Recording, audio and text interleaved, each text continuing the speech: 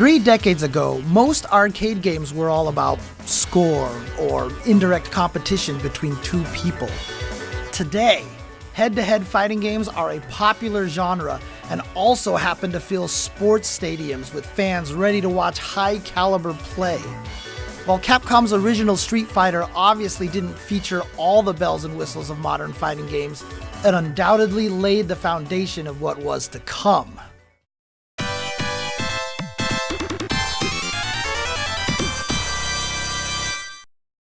Now, as you might imagine, the original 1987 Street Fighter was a game of firsts.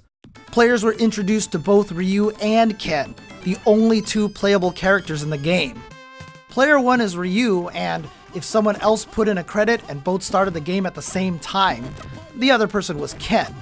The winner moved on to face the computer in a normal one-player mode, and you could not challenge that player again.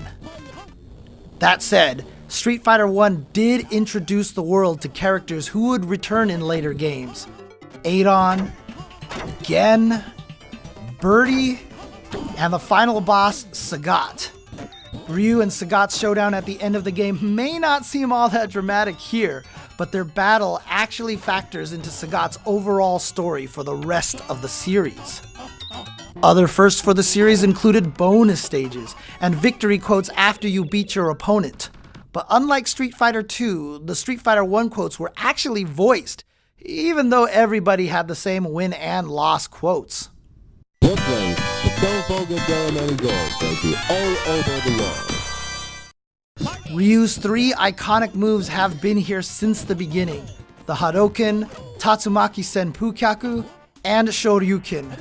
They were fairly difficult to pull off, but if you timed it just right, the Shoryuken and Tatsu could take out other characters in one motion. These moves were unique due not only to their power, but also the way the players had to perform certain motions to execute the moves. They were secret techniques meant to be discovered. There were 2 Street Fighter variants in the arcades back in the day, one with pressure-sensitive punch and kick buttons players had to physically strike that could result in 3 varying strengths, and a later version that opted to separate each strength of attack into their own button, leading to the usual 6-button layout the series uses today. Street Fighter 1 may not be the most dense or complex fighting game, but there's no denying how important it is to the overall legacy of the series. From characters to moves, and yes, even some initial world-building lore, this laid the groundwork for all Street Fighter titles. Out of the best, you now the 10th Street Fighter in the world. It would take 4 years for a follow-up to appear, but once Street Fighter II arrived in 1991, it changed fighting games and arcades forever. The drastic improvements in graphics, sound, playability, and overall presentation made Street Fighter II an immediate hit, and within a matter of months, it was a worldwide phenomenon. And this wasn't just happening in arcades, it was in pizza joints, bowling alleys, laundromats, convenience stores, and just about anywhere else an arcade cabinet could fit. A big part of this success was due to the all-new roster of fighters from around the globe. Ryu and Ken returned, but they were joined by a colorful cast that brought the number of playable characters up from just 2 to 8. All brawlers up to this point usually had a motley crew of enemies to fight, but for the first time you could actually play as the opponents you encountered. This was actually a really big deal at the time. Each character became a legend in his or her own right, from military man Guile to Chun-Li, the strongest woman in the world. Their signature moves, costumes, and catchphrases all got their start right here. Bonus stages returned, now updated to piles of flaming barrels and the now iconic car-busting challenge inspired by the Final Fight series.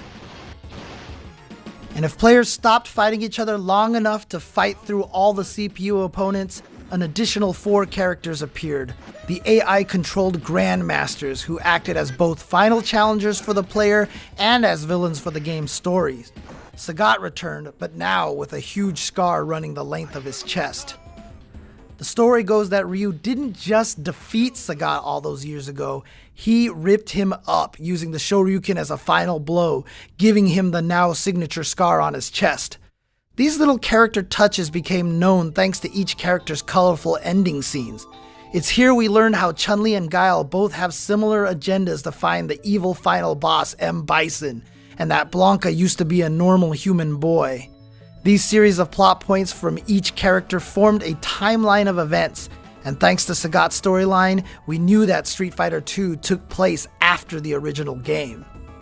While the visual updates to Street Fighter II were substantial, the gameplay enhancements were on a whole other level.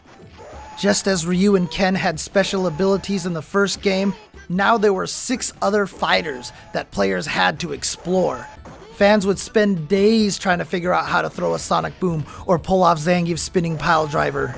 The good news is that special moves in Street Fighter II were far more consistent and reliable than the original game, thanks to improved controls.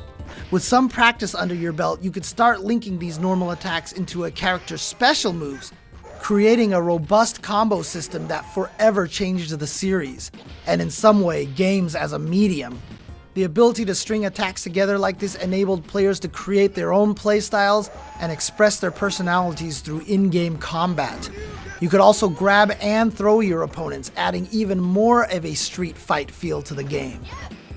Naturally, all these options led to a genuine fighting game scene, and true competition began to take shape. Everyone's minds were lit up with the possibilities, but it wouldn't be long before Street Fighter II evolved.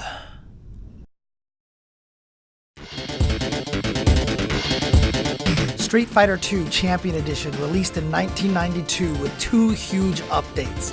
First, the 4 boss characters from the original version were now playable characters, bringing the playable count up to 12. Players could finally control Sagat, as well as M. Bison, the final boss of not just the original Street Fighter II, but the entire Street Fighter II series. Balrog the Boxer and Vega also became regular parts of the game's ever-expanding roster. The second major change was the ability for 2 players to pick the same character. Before, if someone got to Dhalsim before you, that was just too bad. Now, with mirror matches, you could have these reality-shattering battles between 2 Hondas, 2 Kens, or whoever your heart desired. There were many minor graphical changes as well, including character headshots, and some of the ending graphics saw updates too. Chun-Li's iconic blue outfit replaced her golden costume seen in World Warriors, and Ryu looked a bit sterner, for example. There were minor changes made, but Ryu and Ken received the first of many alterations meant to distinguish them from each other. As students of the same teacher, it made sense for their movesets to closely mirror each other, but here they began to develop their own styles. For example, Ryu's Hurricane Kick knocked opponents down in one hit, while Ken's hit multiple times. Over time, these two will really head down different paths. As players dug into this revised roster, they discovered that the end boss M. Bison was perhaps too strong, with devastating moves that could overpower other characters. When you play Champion Edition in the SF30 collection, be sure to give him a try. This wasn't the last time Street Fighter II would be updated in 1992, however.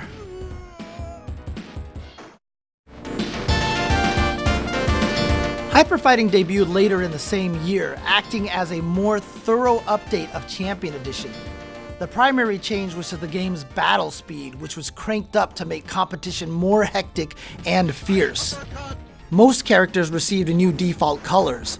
Check out Guile's blue camo, for instance. Further adjustments were made to the roster, with some receiving all new moves. Chun-Li could now throw a fireball, but this Kukoken is still a work in progress. Zangief received a second lariat that was much quicker and could slip through sweeps. This version of the game revitalized the competitive arcade scene in many ways.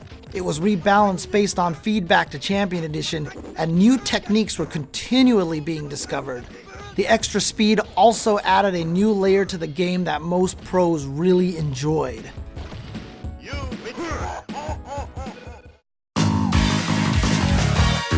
Imagine walking into an arcade in 1993 expecting to see your usual hyperfighting machine, and in its place is an all-new version with this stunning Ryu animation staring you in the face. Super Street Fighter II was a dramatic reimagining of the game from top to bottom, with all new character profiles, ending screens, sound effects, background details, and best of all, 4 completely new characters. These new challengers have since become world-famous fighters on the same level as the prior 12. DJ, Fei Long, T-Hawk, and Cammy would all return in subsequent Street Fighter games, with Cammy appearing most recently in Street Fighter V. Super Street Fighter II also introduced an in-game scoring system that awarded points for certain moves. This included certain terminology that's still in use today, like reversals and first attacks.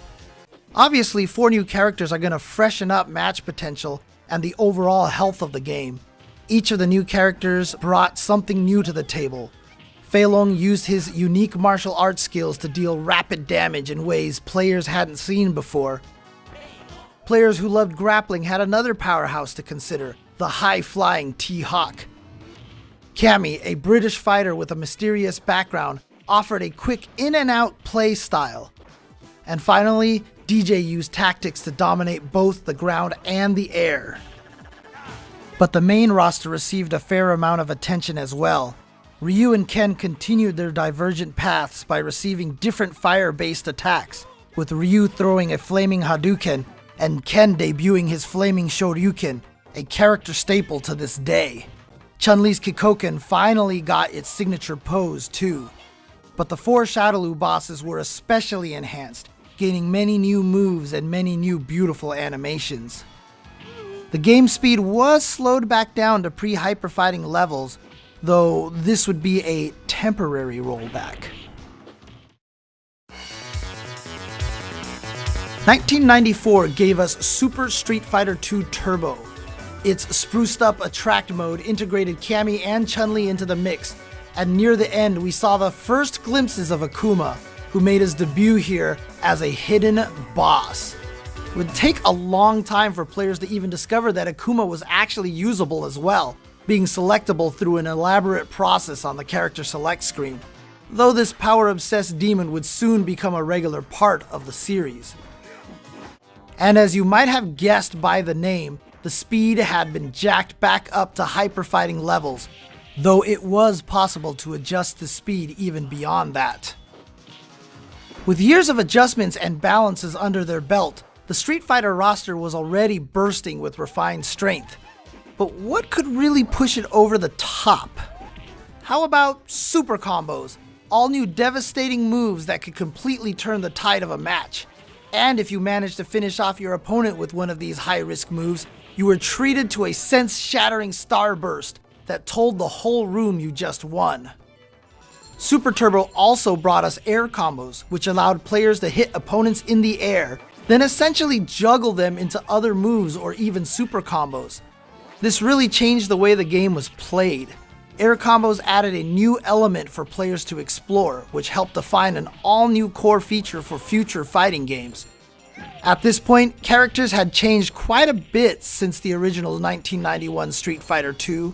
Super Turbo acknowledged this by offering the older versions of each character, which provided even more playstyles and options.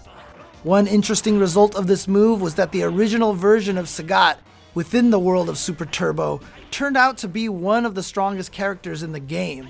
He was even soft-banned in Japanese tournaments. There is no doubt about Street Fighter II's place in video game history, but it's more than that. Its impact on popular culture is undeniable. Most people still remember Ryu and Chun-Li. The series ended up in well-known lines of toys. It had TV shows, movies, and more product tie-ins than you can Shoryuken your fist at. Its characters, music, and visuals are known the world over, including Guile's original theme song becoming a popular internet meme even just a few years ago. But after 30 years since the first game, and more than 25 years since Street Fighter II, perhaps the biggest testament to the Street Fighter II series is that both hyperfighting and Super Turbo still command healthy tournament presences all around the globe, even decades later.